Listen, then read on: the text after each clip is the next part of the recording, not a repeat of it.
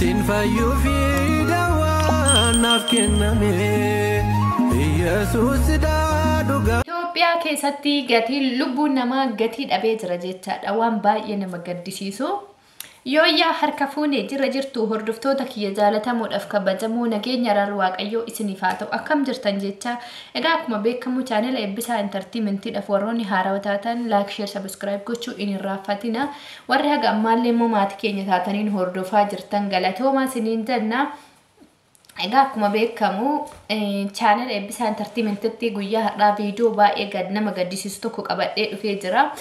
Innillee mucayyoo asirratti suura ishee argaa jirtan kana jechaadha baay'ee waan nama gaddisiisudha biyya keenyatti lubbuun nama gatii dhabdee jirti jechaadha ajjeechaan biyya keenya keessatti lubbuun nama baalli barzaafi tokkitti tarca'u bosonni reeffa namaa luka namaa mataa namaati jechaadha taateen biyya keenyatti ta'aa jiru haa ta'u garuu inni bosona ishii bosona keessa rakkoo waraana daangadha bakka itti ajjeesetti dhokatu qaba inni magaalaa keessaa hoodhiiroo obbolleeti keenya suura ishee asirra argaa jirtan kana dhalattu salaale kan taate ejereedha jechaadha fiichee ejereedha hooteela jamo keessa kan hojjettu magaalaa finfinnee jamotti hooteela maqaan isaa Bashaatiin hoogganaa Bashaatiin kan jiru hooteela san keessa hojjechaa jirtu nyaata hojjechuudhaan beekamte hooteela san keessa qacaramte odoo hojjettu mucayyoon kun kan dhufte baadiyyaa irraachi jiraatti amma guyyaa kaleessaa hojii xumurtee nyaata geeffattee sa'aatii hojii ishii xumurtee karaa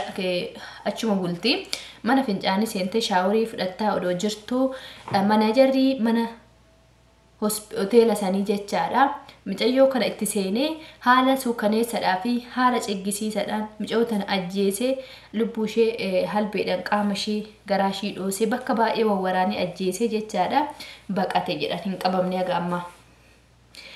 Naannoo jamo kanatti ni beektanii waggaa lamaan baranaallee obboleessa keenya sooraa abdataa achitti kan waraanname ajjeefame hooteela san keessatti jechaadha. Finfinneen keenya jenna finfinneen handhuura oromiyaati jenna finfinneen lafa keenya jenna finfinneen lafee keenya jenna garuu finfinneen dhiiga ilmaan oromoo miliyoonota lakkaaman kan dhugdeedha jechaadha.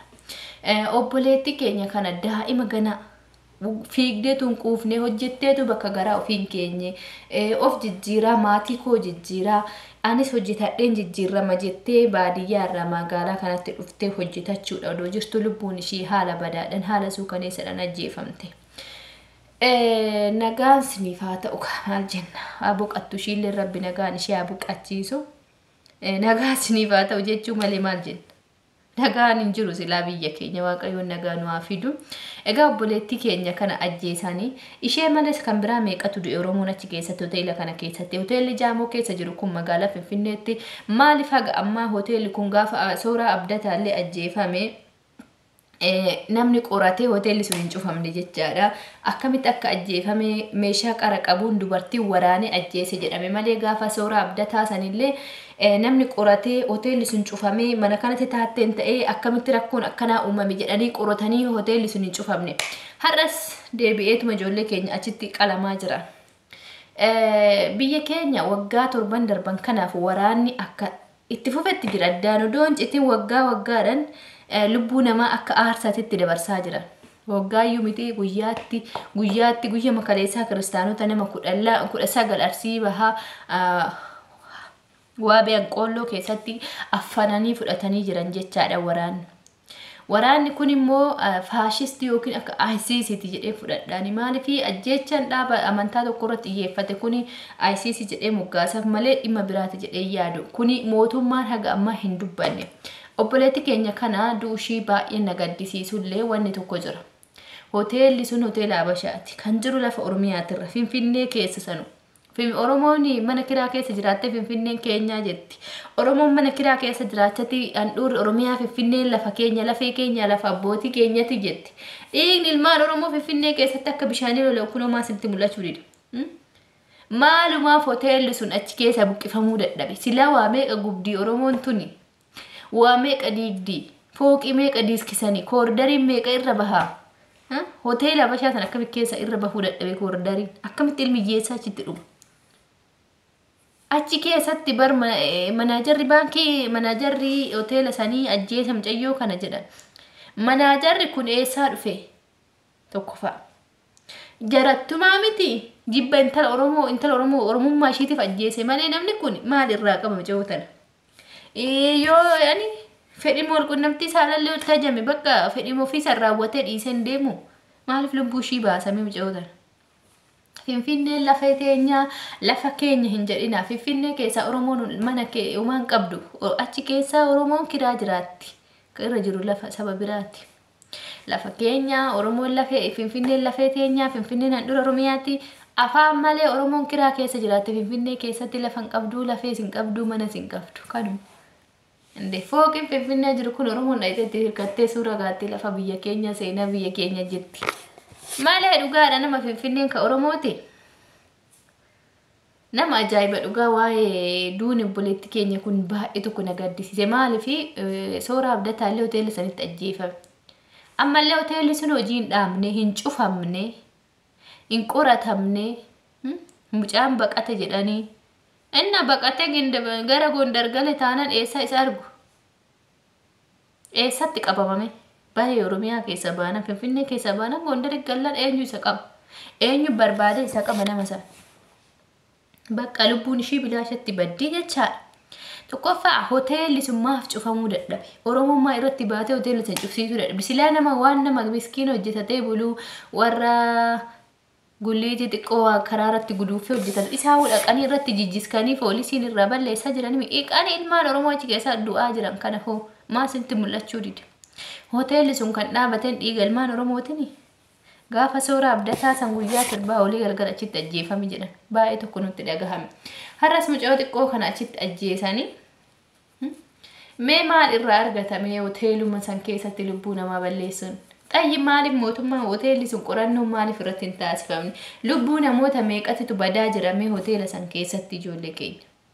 Dhugaa baay'ee nama gaddisiisa. Haalli ittiin ijoolleen keenya achi keessatti du'aa jiran tokko lama jennee dubbachuu hin dandeenyu.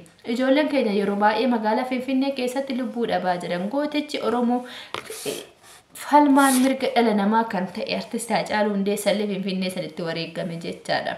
Gara jabeenyi dhala namaa kana fakkaata.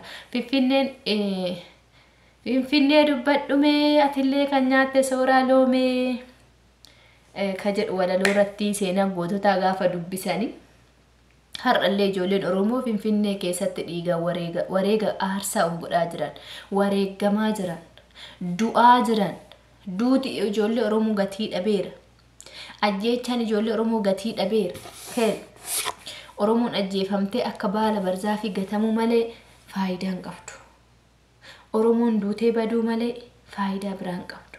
Ka dubbatuuf hin jiru, ka murteessu hin jiru. Hoteela ofii Oromoo ta'ee amma Finfinnee san keessatti hoteelli kun hoteela Oromoo ta'ee rakkoo wayichi keessatti uumame qaata cufamee, qaata meeshaan jalaa caccabsamee, dhidhiittamee seenanii diigamee jechaadha. Garuu gaafa ijoolleen Oromoo hoteela Habashaa keessatti duutu namni eessa jirtan maal asii gootan jedhee isaan gaafatu hin jiru. Eenyutu ajjeese hoteela kana keessatti duutee maal taatee duutee ka jedhu hin jiru. Biyya keenya bar biyya inni ilmaan Oromoo gatii dhabe.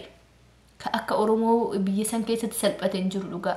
Itoophiyaan biyya dimokiraasitii, Itoophiyaan biyya heeraaf seeraan bultuudha jedhama. Garuu zeeruudha. Hin jiru.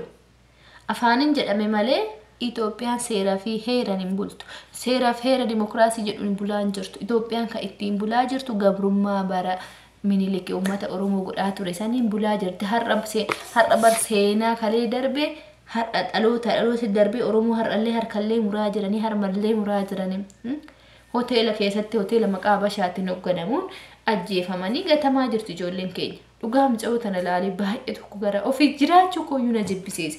Biyya kam qabna jenna biyya itti galla jennee karoorfannu keessa biyyi keenya hoo kana ta'u nama gaddisiisa dhugaa.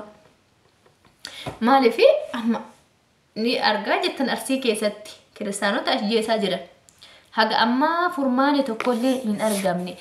An kiristaanota kanarratti immoo gaafii tokko kanatti uume abboonni amantaa Ortodoksii Tawaahidoo Itoophiyaa maaliif cal'isan? Maaliif cal'isuu filatan? Maaliif bahanii bifa tokkoon sagalee ta'anii kiristaanota dhumaa jiran kana ammaa sagalee ta'uu dadhaban? Kun bar dhimma poolitikaa miti dhimma amantiiti. Yoo abbaan iyyate ormi iyya namaa bahaa jedha yoo ati dubbatattee mootummaan si dhagaha malee yoo ati callisteetim jettee haduu jettanii harka marattanii lubbuu teessan bichaadhaan jiraachuu dhoolte boru sirrallee gahee akka ajjeechaan kun sirrallee mataa kee sirrallee gahee atillee qalamtuu beekuu qabda. Bifa tokkoon kiristaanonni jettan hundi ka'aa sagalee taa'a. Walirratti ilaalina. Arsii keessatti yeroo ammaa kana si'oolee caalaa gubataa jira manni kiristaanaa. Ajjeechaan kiristaanotaa. Haadha as teechisanii mucoota akka hoosinitti himuudhaaf ta'e biyya namaa kana jirti. Abbaa manaa isheetiin gargar baatee daa'iman lama akka hootti kennatte haadhatti jechaadha. Biyya namaa dhufte. Biyya namaa dhufte ijoolleen tun lama akka hoo as teechisanii gara jabeenya dhala namaa laalaasinitti hima. Akka hoo as teechisanii ijoollee kana lamaan fuudhanii halbeedhaan gorra'anii odoo akka wanta jechuun reeffa fuudhanii akka urratti darbanii biraa deeman jechaadha. Mee dhalli namaa barhilliinallee si nyaataa jira. Garuu Al-Shabaab kasumaan isa san fidaa jirti warra musliima biyya keenyatti. Dhugaa dubbachuuf taane Arsii keessatti kiristaanonni qorumsa cimaa keessa jira. Kanaafuu adaraa keessan abboonni hin callisina. Tajaajiltoonni mana amantaa hin callisina. Ka'aa dubbadha. Yoo achi obboleessa kee qalan ati asii callisteen taa'e. Bifa tokkoon ka'a. Waa'ee mucoo kechuu tanaatirraa hin kana hunda kaase. Zimmitaa filatan abboonni guyyaa kaleessa nama 19 kiristaanota 19 ortodoksii tawaahidoo kan ta'an Arsii Onqoolloo Waabeetti affananii fudhatanii jedhan. Fudhanii deemanii jedhan. Hidhataadha kan kana godhee deeme. Eeshee kana mootummaan maa dubbachuu dide? Mootummaan akkamitti dubbata? Silaa hawaasni keenya amantoonni iyyuu bahanii dubbataa hin jirtan. Nama jibbisiisu biyyi lafaa bar jiraachuu nu jibbisiisaa jirti. Innaa kanuma siniin jedha hordoftoota kiyya viidiyoo kiyya kana sheer naa godha. Galatooma waan na dhaggeeffattan.